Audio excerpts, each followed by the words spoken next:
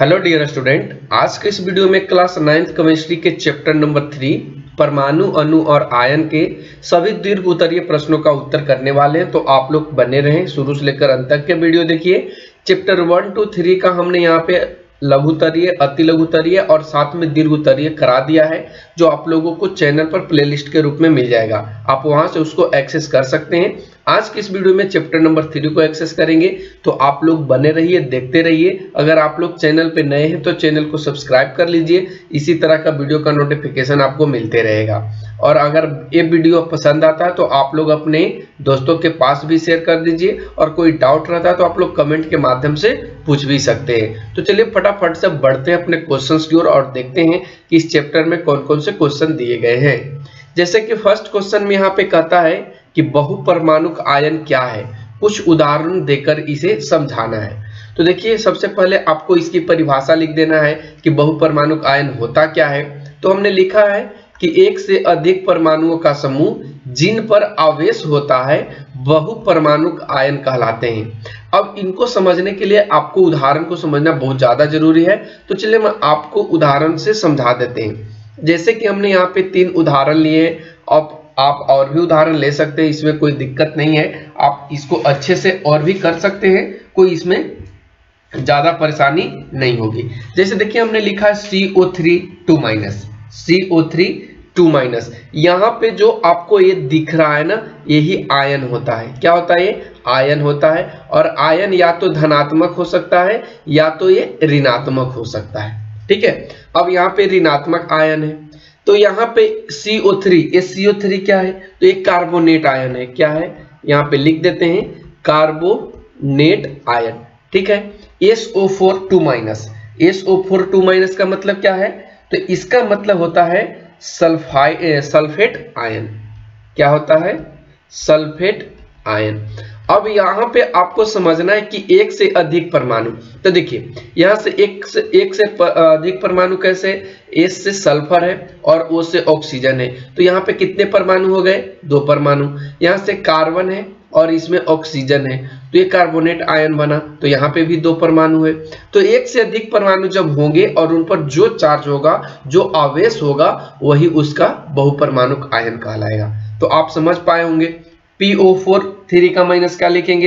PO4 3- का मतलब होगा, इसका मतलब कि ये जो आपका है वो फॉस्फेट आयन है। कौन सा आयन है? तो ये आपका फॉस्फेट आयन है। तो उम्मीद करते हैं ये चीज आपको समझ में आ गया होगा कि आयन होता कैसे है, और बहुपरमाणुक आयन में इसको हम लोग दिखाएंगे कैसे। तो इस चीज को आप यहाँ पे समझ पाए होंगे। अब बढ़ते हम लोग अगले क्वेश्चन पे। अगला क्वेश्चन हम लोगों का है क्वेश्चन नंबर 2। इसमें कहता है कि डाल्टन के परमाणु सिद्धांत की किन्हीं 5 मान्यताओं को लिखे।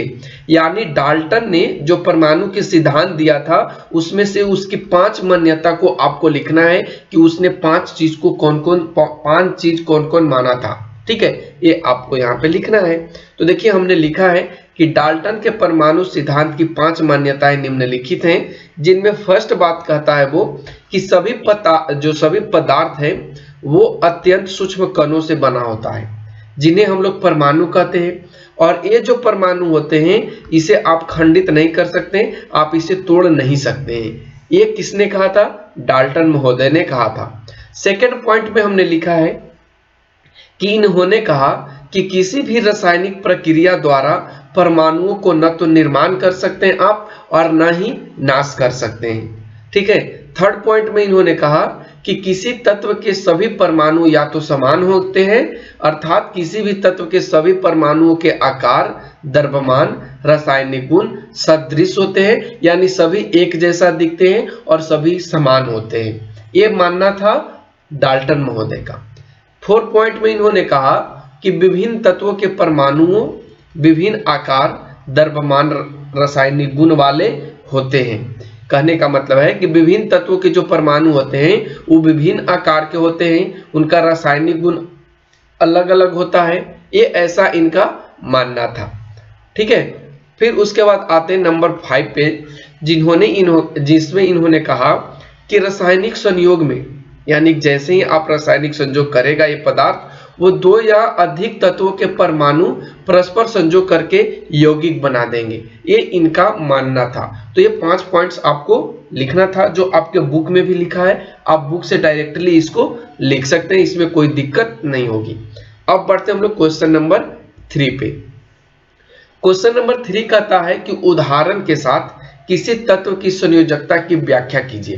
तो सबसे पहले जान लें कि तत्व की संयोजकता होता क्या है, उसके बाद हम लोग व्याख्या कर देंगे। तो देखिए हमने उत्तर में लिखा है कि किसी तत्व के अन्य तत्वों से संयोग करने की क्षमता को उस तत्व की संयोजकता कहते हैं, और इसकी माप हाइड्रोजन परमाणुओं की उस संख्या से की जाती है जो उस तत्व के एक परमाणु से संयोग करती है या किसी अम्ल में उस तत्व के एक परमाणु द्वारा विस्थापित होती है। तो ये आपका संयोजकता का मतलब हो गया। संयोजकता कहते किसे, ये चीज हमने यहाँ पे आपको समझाया। अब यहाँ पे एक उदाहरण लेते हैं जिसमें हमने हाइड्रोजन और क्लोरीन को परस्पर संयोग करा करके हाइड्रोजन क्लोराइड नामक यौगिक बनाया है, और इस यौगिक में हाइड्रोजन का एक परमाणु क्लोरीन के एक परमाणु के साथ संयुक्त रहता है या संयोग करता है। अतः जो हाइड्रोजन और क्लोरीन की संयोजकताएं होंगी वो समान होगी, और क्लोरीन की जो संयोजकता है वो एक है। यहाँ पे आप देख पा रहे होंगे, ठीक है। एक क्लोरीन का यहाँ पे CO2 है, और भी यहाँ पे आप किसी चीज का बना सकते हैं, ठीक है। CO2 करने का मतलब यहाँ पे कार्बन का है और ऑक्सीजन का है, तो और भी चीज यहाँ पे आप बना सकते हैं, इसमें कोई दिक्कत नहीं होगी, ठीक है। तो आप इस चीज को समझ पाए होंगे। कुछ भी यहाँ पे लिखा हुआ रहे यहाँ पे, तो इसका मतलब क्या, इसका संयोजकता क्या है, 1 है। अगर मान लो यहाँ पे लिखा रहे NO3, ठीक है, तो इसकी संयोजकता कितनी हो जाएगी, 3 हो जाएगी। तो ये चीज संयोजकता कहता है। अब हम लोग बढ़ते क्वेश्चन नंबर 4 पे। क्वेश्चन नंबर 4 कहता है कि सरल सूत्र और अनुसूत्र में क्या अंतर है, ये दोनों किस प्रकार परस्पर संबंधित होते हैं। तो हमने उत्तर लिखा है, सरल सूत्र वह है जो किसी यौगिक के अणु में उपस्थित तत्वों के परमाणुओं की संख्याओं के सरलतम अनुपात को व्यक्त करता है, उसको हम लोग क्या बोलते हैं, सरल सूत्र बोलते हैं, ठीक है। ये क्या करता है, सरल सूत्र कि जो यौगिक में अयौगिक के अणु में जो उपस्थित तत्व हैं, इनके परमाणुओं की संख्या को सरलतम रूप में व्यक्त कर देता है, ठीक है। और ये जो आपका अनुसूत्र होता है वो किसी तत्व या यौगिक के अणु में उपस्थित तत्वों के परमाणुओं की वास्तविक संख्या को व्यक्त करने वाला सूत्र होता है, इसको हम लोग अनुसूत्र कहते हैं, ठीक है। अब इन चीजों को समझने के लिए आपको एक एग्जाम्पल देखना होगा जो हम यहाँ पे लिखे हैं, जिसका नाम एक बेंजीन का लिए हैं, और बेंजीन का अनुसूत्र जो होता है वो C6H6 होता है। लेकिन जब इसका हम लोग लिखेंगे बेंजीन का सरल सूत्र, तो ये क्या हो जाएगा, CH हो जाएगा। तो इन दोनों में बहुत ज्यादा फर्क है। तो ये दोनों अंतर इसी प्रकार से दिखाए जाते हैं कि जो सरल सूत्र होता है वो कैसे होता है, और यहाँ पे जो अनुसूत्र होता है वो कैसे होता है। अनुसूत्र होता है जो वास्तविक संख्या को बताएगा, और जो सरल सूत्र होगा वो उसके सरलतम रूप को बताएगा, सरलतम अनुपात को बताता है, ठीक है। तो ये चीज आप यहाँ पे समझ पाए होंगे। अब इसके बारे में कहा है कि ये दोनों किस प्रकार से संबंधित होते हैं, तो इसका संबंध हमने यहाँ पे लिखा है कि किसी यौगिक का अनुसूत्र या तो उसके सरल सूत्र के समान होता है या सरल सूत्र का एक सरल पूर्णांक गुणक होता है, और अनुसूत्र बराबर होता है n गुना सरल सूत्र, और n की जगह पे आप 1 2 3 4 कुछ भी रख सकते हैं। तो आपको ये क्वेश्चन समझ में आ गया होगा। अब बढ़ते हम लोग क्वेश्चन नंबर 5 पे। देखिए क्वेश्चन नंबर 5 कहता है कि ग्राम आणविक द्रव्यमान क्या है, निम्नलिखित पदार्थों के आणविक द्रव्यमान की गणना कीजिए, जिसमें Ca3PO4 का निकालना है, H3PO4 का निकालना है, H2SO4 का निकालना है, और NaNO3 का निकालना है। आपको इसका ग्राम आणविक द्रव्यमान निकालना है। तो सबसे पहले हम लोग जान लें कि ग्राम आणविक द्रव्यमान होता क्या है। तो देखिए हमने लिखा है, किसी पदार्थ का आणविक द्रव्यमान एक संख्या है जो बतलाती है कि उस पदार्थ के एक अणु का द्रव्यमान कार्बन 12 के परमाणु द्रव्यमान के 12वें भाग से कितना गुना अधिक है। ठीक है, ये आपका ग्राम आणविक द्रव्यमान होता है। और इसी चीज को जैसे ही आप ग्राम में बदल देंगे तो उसको हम लोग बोलते हैं ग्राम आणविक द्रव्यमान। अब हम इस चैप्टर के जो भी आणविक द्रव्यमान निकालना है उसको यहाँ पे अब हम बताते हैं कि CA3PO4 H3PO4 H2SO4 और NaNO3 का कैसे ग्राम आणविक द्रव्यमान आप निकाल पाएंगे। ठीक है, तो सबसे पहले आपको यहाँ पे कुछ भार ज्ञात करने होंगे, परमाणु द्रव्यमान ज्ञात करना होगा। जैसे कि Ca का मतलब क्या होता है, कैल्शियम होता है। ठीक है, Ca का मतलब क्या होगा, कैल्शियम होगा। और कैल्शियम का भार कितना होता है, तो चलिए पहले हम हल करते हैं और नंबर फर्स्ट का निकालते हैं CA3PO4 के होल 2। ठीक है, इसका हम लोग पहले ग्राम आणविक द्रव्यमान निकालते हैं। तो सबसे पहले आपको लिखना होगा Ca। ठीक है, Ca का परमाणु द्रव्यमान एक का लिख देते हैं, बाकी को हम शॉर्टकट विधि से यहाँ पे निकाल देंगे। ठीक है, Ca का परमाणु द्रव्यमान। ठीक है, फिर उसके बाद आपको किसका निकालना होगा, फिर आपका यहाँ पे P का निकालना होगा। ठीक है, P4 क्या होता है आप लोगों को पता होगा, आप लोग कमेंट सेक्शन में भी बता सकते हैं। तो P4 का मतलब होता है फास्फोरस। तो यहाँ पे P का परमाणु द्रव्यमान निकालना होगा। ठीक है, परमाणु द्रव्यमान। उसके बाद आपको निकालना होगा ऑक्सीजन का परमाणु द्रव्यमान। ठीक है, ऑक्सीजन का परमाणु द्रव्यमान। अब यहाँ पे इसका जब निकालेंगे Ca का, ठीक है, तो Ca का कितना होता है परमाणु द्रव्यमान, 40 होता है। फास्फोरस P का कितना होता है, तो P का आपका 30 हो जाता है। ठीक है, और ऑक्सीजन का 32 होता है। सॉरी, ऑक्सीजन जो है उसका 16 होता है। आप लोगों को पता होगा ऑक्सीजन का 16 होता है। अब यहां से हमको निकालना है आणविक द्रव्यमान। तो आणविक द्रव्यमान के लिए क्या करेंगे, यहां पे लिखते हैं CA3PO4 का आणविक द्रव्यमान इक्वल टू, क्या करना होगा, CA3 है ना, CA3 है ना, तो यहां पे क्या करना होगा, CA3 देख लो 3 से गुना है, तो यहां पे लिखेंगे 3 गुना Ca का परमाणु द्रव्यमान। ठीक है, फिर यहां पे क्या करेंगे, प्लस का चिन्ह लगाएंगे। क्या लगाएंगे, तो प्लस का चिन्ह लगाएंगे।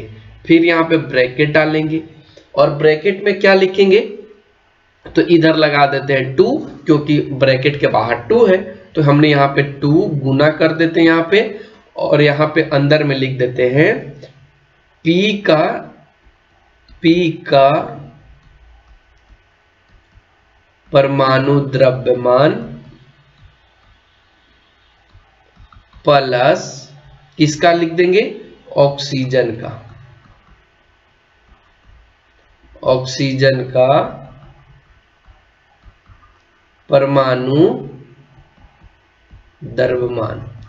ठीक है, और ये क्या होगा यहाँ पे ऑक्सीजन का, तो यहाँ पे 4 गुना हो जाएगा। ठीक है, और आपको ऐसे लिख देना है।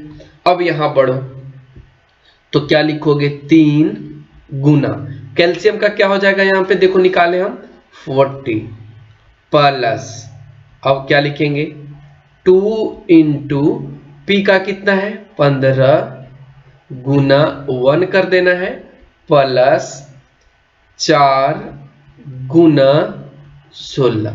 सॉरी, यहाँ पे P का 30 होता है ना, तो यहाँ पे आपको 30 लिखना है, आप यहाँ पे 30 कर लेंगे। अब यहाँ पे देखो 40 दिया 120 प्लस 2 इंटू 30 प्लस 16 चौका 64। अब यहाँ पे करो 120 प्लस 2 इंटू, यहाँ पे जोड़ दो तो 4 और 6 3 9। अब यहाँ पे आगे बढ़ाओ तो 120 प्लस 94, 4 दूना 8, 9 दूनी 18। अब जोड़ दो तो ये 8 आ जाएगा और 9 2 11 आ जाएगा, 1 1 2 1 3। अब ये आपका 318 ग्राम क्या आ गया, AMU। क्या आ गया, AMU, यानी ये आपका द्रव्यमान यहाँ पे निकल गया। तो उम्मीद करते हैं ये चीज आपको समझ में आ गया होगा और आप लोग इससे छाप भी लिए होंगे। तो चलिए इस क्वेश्चन को मिटाते हैं, बाकी के 3 क्वेश्चन को हम फटाफट विधि से डायरेक्टली करते हैं। ठीक है, तो अब चलिए बढ़ते हैं, इसको मिटा देते हैं। चलिए अब हम लोग नंबर 2 का निकालते हैं, H3PO4। तो यहाँ पे क्या करेंगे, 3 गुना H प्लस P गुना 1 प्लस O गुना 4।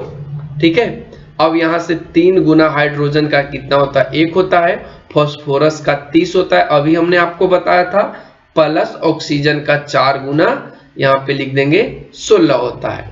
अब यहाँ से करोगे तो 3 आ जाएगा, प्लस 30 आ जाएगा, प्लस 16 चौका 64 आ जाएगा।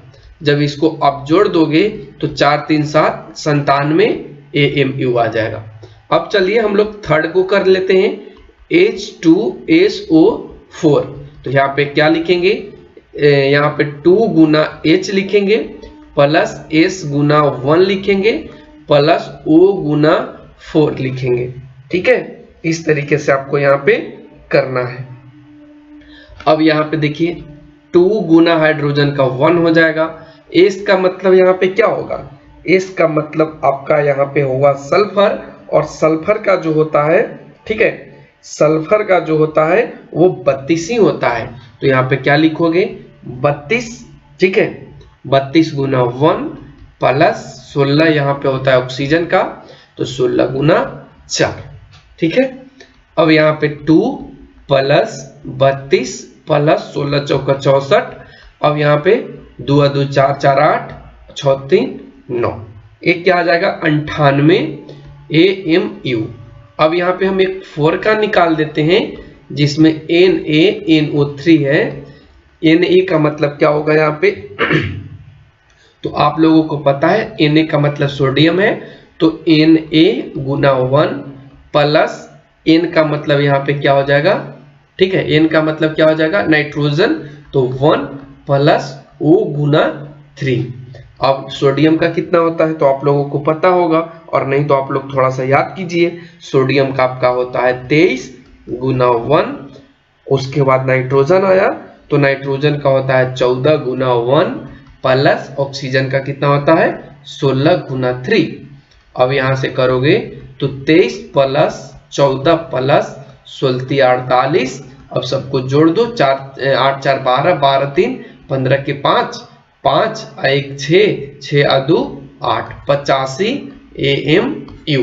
तो इस तरीके से आप इसका आणविक द्रव्यमान इजीली तरीके से निकाल पाओगे, आपको कोई दिक्कत नहीं होगा।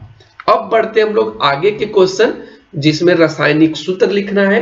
तो चलिए हम लोग इस यौगिक का रासायनिक सूत्र लिख लेते हैं, जिसमें कैल्शियम हाइड्रोजन कार्बोनेट कहा है, सोडियम हाइड्रोजन सल्फेट कहा है, एल्युमिनियम सल्फेट कहा है, क्यूप्रस क्लोराइड कहा है, और यहाँ पे आपका कॉपर सल्फेट कहा है। तो इसके लिखने के लिए सबसे पहले आपको लिखना होगा यहाँ पे Ca, जो कैल्शियम को दिखाएगा, और हाइड्रोजन कार्बोनेट का मतलब होता है HCO3। क्या होता है HCO3। अब यहाँ पे आपको देखना क्या है कि किसकी संयोजकता कितनी होती है। तो आपको पता होगा कि जो आपका कैल्शियम है इसका कितना होता है तो 2 होता है, ठीक है, और इसका कितना होता है तो 1 होता है। आप इस तरीके से सूत्र लिखने की विधि तो जानते ही होंगे, ठीक है, आप इस तरीके से सूत्र लिखने की विधि तो आप जानते ही होंगे, और आपको ऐसे लिखना है। तो अब इसको आप कैसे लिखोगे, तो देखो, इसके साथ इसको करना है और इसके साथ इसको करना है।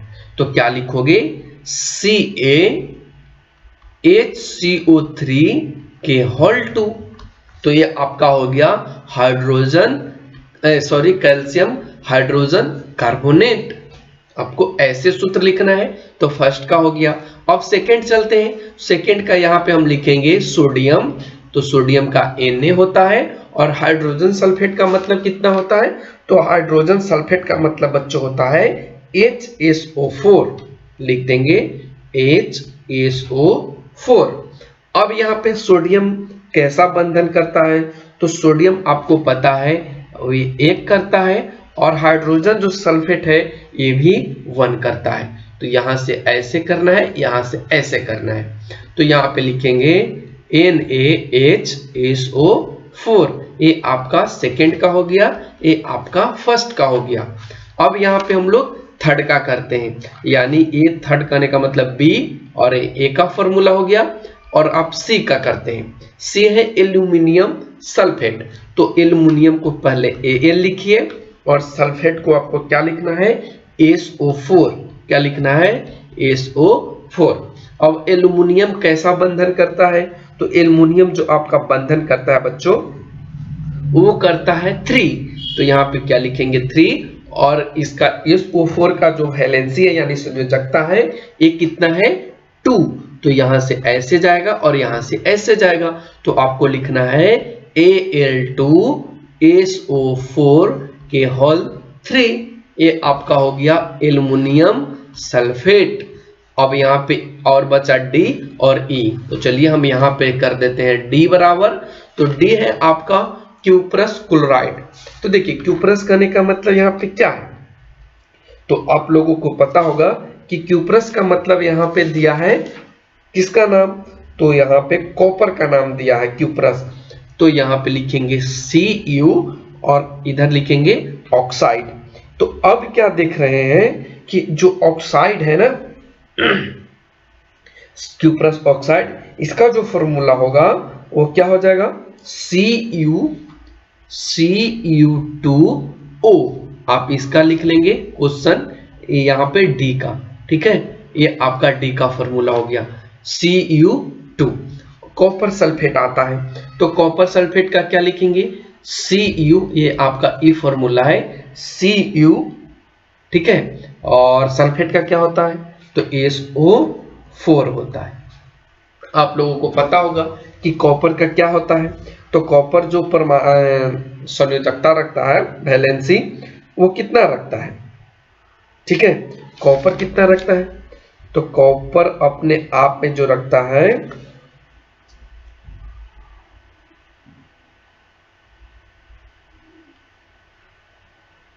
वो कितना रखेगा, तो CuSO4 दोनों का 1 हो जाएगा। लेकिन सॉरी यहाँ पे कॉपर का सल्फर का 2 होता है, तो 2 इधर चला जाएगा ना, तो Cu2SO4 इसका फॉर्मूला हो जाएगा कॉपर सल्फेट का Cu2SO4। तो इस तरीके से आपको यहाँ पे रासायनिक सूत्र लिखना था, लिखने का तरीका भी आपको बता दिए। आप कोई भी जो अनुसूत्र कोई भी यौगिक है उसका आप अनुसूत्र यानी फॉर्मूला आप लिख सकते हो, कोई दिक्कत यहाँ पे आपको नहीं आएगा। तो चलिए अब बढ़ते हैं आगे के क्वेश्चन पे। आगे का जो क्वेश्चन है क्वेश्चन नंबर 7, इसमें कहा है कि मोल के महत्व पर प्रकाश डालिए। तो चलिए मोल के महत्व पर प्रकाश डालते हैं, जिसमें सबसे पहले हम लोग जानेंगे कि मोल होता क्या है। तो हमने लिखा है कि मोल किसी पदार्थ का वह मात्रा है जिसमें मूल कणों में आ जाएगा परमाणु, अणु, आयन, इलेक्ट्रॉन, प्रोटॉन की संख्या उतनी होती है जितनी कार्बन 12 के ठीक 12 ग्राम में उसके परमाणुओं की संख्या होती है।